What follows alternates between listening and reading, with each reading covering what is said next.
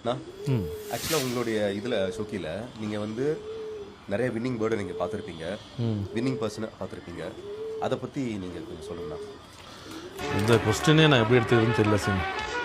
To be frank to you, எல்லாரும் பார்த்தீங்கன்னா success பின்னாடி தான் ஓடுறீங்க. ஒருத்தன் ஜெயிச்சிட்டாங்கன்னா அவனை எடுத்து லைம் லைட் வச்சிடுறீங்க. ஆனால் அதே உழைப்பை அதே திறமையை தோத்தவனும் பண்ணியிருப்பான். அது ஏன் காட்ட மாட்டேன்றீங்க? ஏன்னா நம்மகிட்ட ஒரு மென்டாலிட்டி இருக்குது. தோத்தோன்னு எப்பயும் மோட்டிவேஷனே நம்ம பண்ணியிருந்தே கிடையாது. தள்ளி எடுத்து தூரம் வச்சிடுறோம், ஃபெயிலியர்னு வச்சிடுறீங்க. ஆனால் பல தடவை கீழே விழுந்தவன் தான் சக்ஸஸ் வந்திருக்கிறது.